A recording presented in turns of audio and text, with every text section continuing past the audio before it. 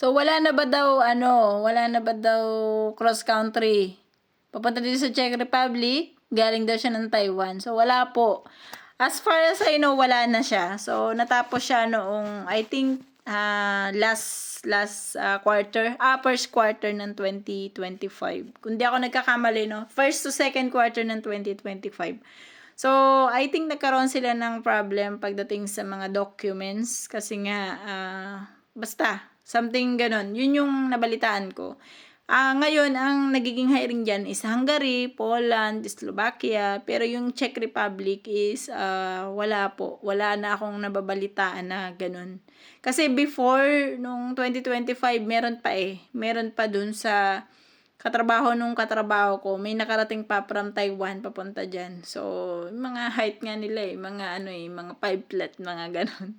So, okay lang naman yun. Kaya lang, syempre nga, sabi ko nga sa inyo, wala na dyan sa So, kung gusto nyo, mag-Slovakia na lang kayo or sa Poland. So, malapit lang din naman yun sa Czech Republic or sa Hungary, kung mas gusto nyo sa Hungary. So, magkakatabi lang naman halos yun. Ang Slovakia, from Slovakia hanggang Brno, I think nasa 1.5 to 2 hours lang.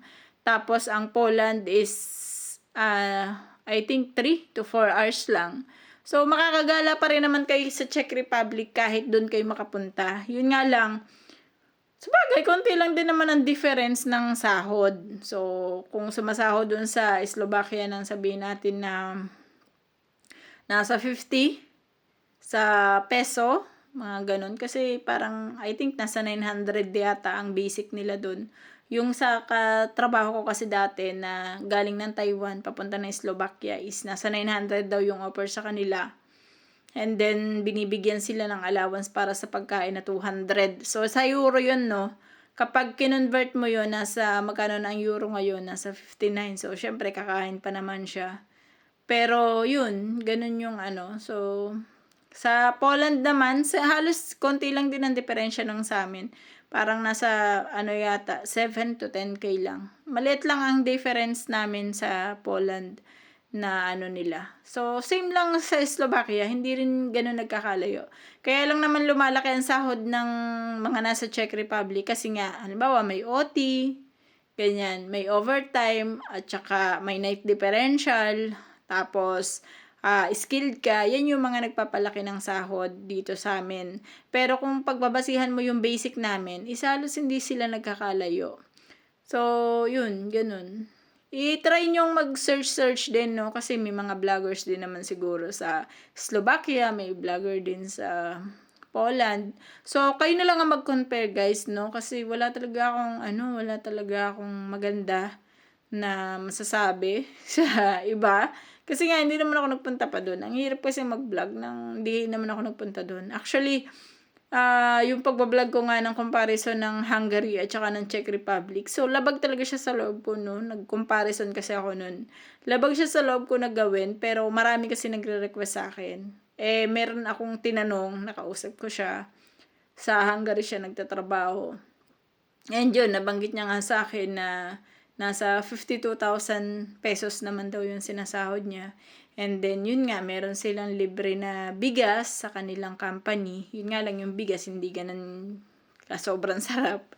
Hindi kagaya pag jasmine rice, ganun. Pero weekly daw may natatanggap sila na ganun na bigas. So, nalilesen yung kanilang budgeting para sa pagkain. And then, libre din daw yung bahay nila. So, sa amin kasi dito, merong company na hindi libre ang bahay, meron namang libre ang bahay. So, nakadepende na lang din yan sa inyo.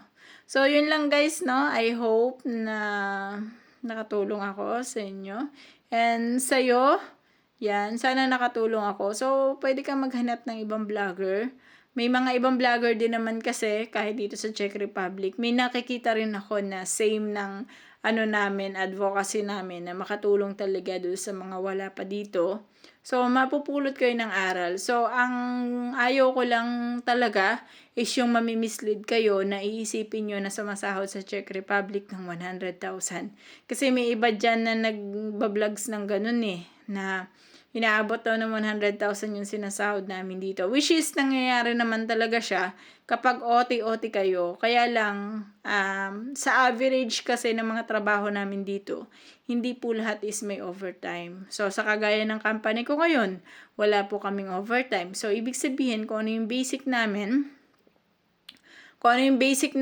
tapos babayaran nila ako ng additional na bonus, halimbawa is 2,500, tapos night differential ko, kaya lang kakaltasan pa ako ng tax ko at saka ng insurance ko. So, yun po yung siguro, ano lang, halos more or less lang doon sa iyong basic salary din.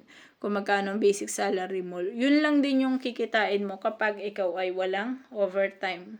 So, kung ang basic salary mo, for example, is nasa 25,000 crowns, so more or less mga 23 to 26 ang iyong magiging sahod kapag kinaltasan ka na. Pero, hindi ko sure kung kasama na doon yung sa bahay mo. Kasi may mga company nga kasi dito na may bayad yung bahay. May company naman na walang bayad. So, nakadepende na lang yan sa inyong company. So, yun lang. I do hope na nakatulong po ako.